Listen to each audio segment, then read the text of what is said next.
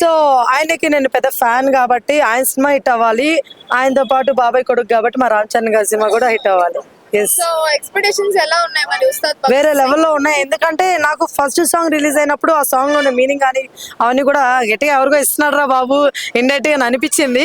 ఇవన్నీ పక్కన పెడితే ఇప్పుడు ఆరా సాంగ్ వస్తుంది. ఆరా అంటే మీకు అందరికి తెలుసు ఆల్రెడీ పవన్ కళ్యాణ్ గారి ఆరా ఎలా ఉంటుందో మీకు అందరికి తెలుసు. సో అదిరిపోతుంది మామూలుగా బయట మనందరూ తెలుసు. ఇప్పుడు సినిమాలో కూడా ఎలా ఉంటుందో చూపిపోతున్నారు అనమాట. నాకు తెలిసి గట్టిగానే ప్లాన్ చేస్తారు మైక్ అని అనిపిస్తుంది అనమాట.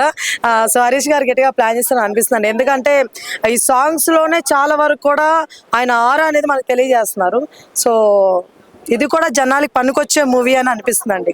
సో ముందు మనం చూసుకున్నట్టయితే ఓజీ అవ్వచ్చు, హరిహర వీరమల్లు అవ్వచ్చు, పబ్లిక్ అనేది ఇంత హైప్ పెట్టుకున్నారు. సో అంత ఏం హిట్ అవ్వలేదు. సో దీని మీద ఏం మాట్లాడుతున్నారండి? ఓజీ అదిరిపోతే మరి హైప్ లేదా? హైప్ ఏం చేస్తే ఏం లేదన్నారు.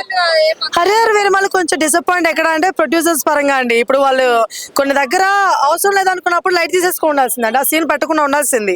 అర్థమవుతుందా? ఏదైతే యానిమేషన్ విఎఫ్ఎక్స్ అవి కొంచెం తగ్గించుకోవాల్సిందండి. ఎంతవరకు అయితే అంతవరకు స్టోరీ పెట్టేసి డ్రాప్ చేసి పార్ట్ 2 పెట్టినా కూడా మేము అందరం హ్యాపీ ఫీల్ అయ్యిండే వాళ్ళం. అర్థమవుతుందా? ఇలా కాకుండా ఏం చేస్తారంటే ఈ విఎఫ్ఎక్స్ అవి పెట్టేసి చెత్త చేస్తారు సినిమా. నిజం చెప్పండి, హరిహర వీరమల్లు స్టోరీ బంగారంగా ఉంటుంది. మరి ఎందుకు ఓజీ వచ్చిందండి? ఓజీ రాలేదు అంటే నేను ఫైర్ అయిపోతాను ప్లీజ్. ఓజీ మామూలు ఫైర్ కాదు, అదిరిపోయింది. మా అన్నకి అలాంటి ఒక ఫైర్ సినిమా పడుతుందని మేము ఎక్స్పెక్ట్ చేయలేము మధ్యకాలంలో. అలాంటి ఫైర్ ఇప్పటికీ ఆ సాంగ్స్ ఏమైనా పెడుతుంటే ఒక ఇది వచ్చింది మాకు లోపల నుంచి నిజంగా. సో లేదండి, ఓజీ వేరే లెవెల్ హిట్, బ్లాక్ బస్టర్, అదిరిపోయింది. మామూలుగా లేదు. అండ్ నెక్స్ట్ ఇప్పుడు వస్తుంది కూడా మామూలుగా ఉండదు, వేరే లెవెల్ ఉండబోతుంది. రేపు సాంగ్ రిలీజ్ అవబోతుంది 22 Feb మనకి ఆరా సాంగ్ రిలీజ్ అవబోతుంది. సో ప్రతి దగ్గర కూడా మా పవన్ కళ్యాణ్ గారి ఆరా ఉంటుందని నేను ఎక్స్పెక్ట్ చేస్తున్నాను. ఎస్. సో పెద్ద మూవీస్ వచ్చిన ప్రతిసారి చిన్న మూవీస్ అనేవి పోస్ట్ పోన్ చేస్తూ ఉన్నారు.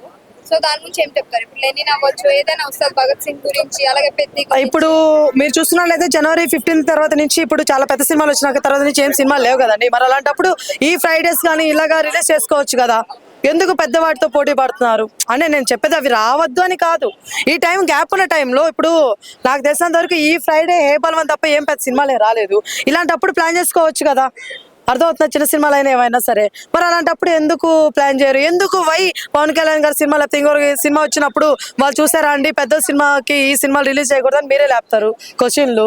వాళ్ళేమి ఇది తోస్తుంటారు పాపము. ఈ సినిమా టికెట్లు కానీ ఫుల్ అయిపోయినప్పుడు ఈ పక్కనే సినిమా ఉంది, ఆ సినిమాకి వస్తారు కదా చూస్తారు కదా అని అనుకుంటారని వాళ్ళు అర్థమవుతున్నా అలా రిలీజ్ చేస్తుంటారు. పెద్ద సినిమాకు సంబంధించి నార్త్ రైట్స్ 150 కోట్ల వరకు కలెక్ట్ చేసిందనేది సమాచారం. దాని గురించి మంచిదే కదండి, ఎందుకంటే దానికున్న హైప్ అలాంటిది. అర్థమవుతుంది. ఎందుకంటే రామ్ చరణ్ గారు కూడా చాలా హైప్ ఉందండి. మీరు బాగా చూసుకున్నట్లయితే ఈ మధ్య చాలా ఎక్కువ పెరిగిపోయింది. ఎందుకంటే ఆయన ఉండే విధానం అవ్వచ్చు, లేకపోతే ఆయన చేసే సినిమాలు అవ్వచ్చు, అన్ని కూడా మంచి హైప్ తీసుకొస్తుంది కాబట్టి కలెక్షన్స్ అనేవి కూడా ఆ లెవెల్లోనే ఉంటాయి కాబట్టి అందుకే ఎక్కువ అవుతున్నాయి అని చెప్పేసి అనుకుంటున్నాను నేను. చూసుకున్నట్టయితే మొత్తం మెగా ఫ్యామిలీలో బ్లాక్ బస్టర్ అవుతున్నాయండి ప్రతి ఒక్కటి కూడా. సో ఈ మూవీ కూడా బ్లాక్ బస్టర్ అంటారు. ఎస్ అండి, రామ్ చరణ్ గారి మూవీ బ్లాక్ బస్టర్ అవుతుంది అండ్ పవన్ కళ్యాణ్ గారి మూవీ కూడా బ్లాక్ బస్టర్ అవుతుంది. అలానే వాళ్ళిద్దరనే కాదు, వచ్చే ప్రతి ఒక్క సినిమా కూడా బ్లాక్ బస్టర్ అవ్వాలని కోరుకుంటున్నాను. ఎందుకంటే మేము సినిమా పిచ్చోళ్ళం అండి. ఒక ఫ్యాన్స్ అనేవి వేరే అండి. ప్రతి ఒక్క సినిమా హిట్ అవ్వాలని కోరుకుంటున్నాము. అది ప్రభాస్ గారు అయినా సరే, మహేష్ బాబు గారు అయినా సరే, లేకపోతే చిరంజీవి గారు అయినా సరే, లేకపోతే వెంకటేష్ గారు అవచ్చు. ఇంకా కొంతమంది హీరో పేర్లు చెప్పలేదని మీరు ఎవరు ఫీల్ అవ్వద్దు.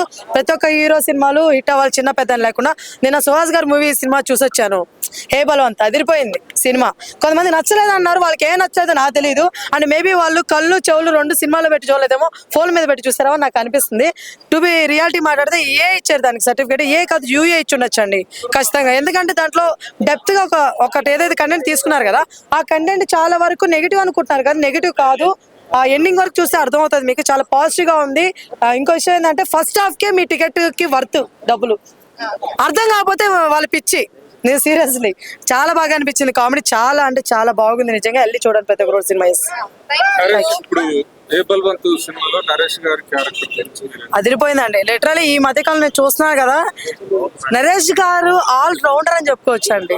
ఒక హీరోకి మనం ఇది అని చెప్తామేమో కానీ నరేష్ గారు మాత్రం అలా కాదు. ఒక కమెడియన్, లేకపోతే ఒక ఫాదర్ క్యారెక్టర్ తీసుకున్న ఎమోషనల్ పరంగా అయినా, లేకపోతే సీరియస్నెస్ అయినా, ఒక విలన్ పరంగా అయినా సరే, అంటే ఆయనలో ఇంత ఉందా అన్న ఫీలింగ్ నాకు ఏంటంటే ఇప్పుడు జమ్మలగడ బొమ్మ అనేది నేను చూసినప్పుడు కూడా చాలా ఎంటెన్ ఫీల్ అయ్యేదాన్ని. కానీ ఇప్పుడు తెలుస్తుంది నాకు ఇంకా ఆయన ఆరా కానీ, లేకపోతే ఆయన మాట్లాడే విధానం కానీ ఏంట్రా బాబు ఆయన ఏజ్ పెరిగే కొద్దీ ఆయనలోని ఒక నటుడు బయటకు వస్తున్నాడు. నిజంగా చెప్తాను, hats off to you Naresh గారు. నిజంగా చెప్తాను, నాకు చాలా హ్యాపీగా అనిపిస్తుంది ఆయన యాక్టింగ్ చూస్తున్నా, ఆయన డైలాగులు చూస్తున్నా, లేకపోతే లాస్ట్ ఎండింగ్ లో నిన్న హేబలవంద మూవీలో ఒక ఎమోషనల్ గా డాడీ సీన్ ఒకటి ఉంటుందండి. ఎంత ఎమోషనల్ గా ఏడిపించేశారంటే, ఎందుకంటే అంత నవ్వుతూ ఉన్న ఒక పర్సన్ ని ఎమోషనల్ గా ఒకసారిగా తీసుకెళ్ళడం చాలా కష్టం. అర్థమవుతుందా? ఆ ఎమోషనల్ గా తీసుకెళ్ళడం చాలా కష్టం. బట్ డైరెక్టర్ దీంట్లో సక్సెస్ అయిపోయారు. అండ్ అది నరేష్ గారు అవడం వల్ల ఇంకా పెద్ద సక్సెస్ వచ్చిందని నేను అనుకుంటున్నాను. సో ఎట్టకేలకి నరేష్ గారు సినిమాలో ఉన్నాడంటే ఖచ్చితంగా హిట్ అయిపోద్దిరా అనే ఫీలింగ్ అయితే పడిపోయిందండి అందరికి. అయితే ఆ సినిమాలో దృష్టి ఏంటంటే మామూలు ట్రైలర్ లో చూపించారు కదా మేడం, బిజినెస్ ఏ బిజినెస్ చేస్తున్నాం అంటే చెప్పకుండా దాన్ని సీక్రెట్ బేసిక్గా మేము కూడా చెప్పలేము ఆ బిజినెస్, కానీ అంటే మా నోటితో చెప్పలేం, కానీ అంత వరస్ట్ కాదు అదే చెప్తున్నాను. మన నోటితో చెప్పలేము అనే మాట ఎవరెవరైతే అనుకుంటారో, సో అది వరస్ట్ కాదు అన్న వేలో ఆ సినిమాని చూపించారు ఎండింగ్ లో. నాకు అది చాలా బాగా అనిపించింది. చాలా మీనింగ్ఫుల్ ఉన్న మూవీ. ఎవరికైనా నచ్చకపోతే మనం చేయలేము. చాలా బాగుంది. ప్రతి ఒక్కరు వెళ్ళి చూడొచ్చు. చిన్న పిల్లకాయల్ని అవాయిడ్ చేయలేదు కొన్ని విషయాల్లో, అది బాగోదు కాబట్టి అంతే అండి. అయితే ఇంకొక విషయం మేడం, మన నరేష్ గాని ఈ నటకిరీటి రాజేంద్ర ప్రసాద్ ఇద్దరు కాంబినేషన్ లో సినిమాని ఏమైనా ఎక్స్పెక్ట్ చేయొచ్చు భవిష్యత్తు? వాళ్ళిద్దరు నిజం చెప్తున్నాను, కాంబినేషన్ వస్తే మాత్రం అదిరిపోద్ది. ఖచ్చితంగా చెప్తున్నాను, 2-3 వీక్స్ హౌస్ఫుల్ పడిపోద్ది బోర్డు. ఎందుకంటే నిజంగా అంత కామెడీ. ఇద్దరు తెలిసిందే కదా మనకి. నరేష్ గారు అంటే పీక్స్ ఉంది ఇప్పుడు. ఇంకా అల్ల నరేష్ గారు అంటే ఇంకా ఎట్లా ఉంటుంది చెప్పండి, వేరే లెవెల్ ఉంటది. అసలు మామూలుగా చెప్తాను, ఇద్దరు నిజంగా కాంబినేషన్ రావాలబ్బా. ఆయన ఈ మధ్య థ్రిల్లర్ వైపు వెళ్ళిపోతున్నారు మన అల్ల నరేష్ గారు. ఇట్లాగా అలా కావండి, ఇలా రండి, మీరు ఇలా వస్తేనే చాలా బాగుంటది, మా అందరికి చాలా ఆనందంగా ఉంటది. సో మీరిద్దరు ఖచ్చితంగా కాంబినేషన్ తీయాలి, మేము చూడాలి, కడుపు నిండా నవ్వుకోవాలని కోరుకుంటున్నాను. Yes, thank you. ఒక్క నిమిషం ఫోన్ వస్తుంది.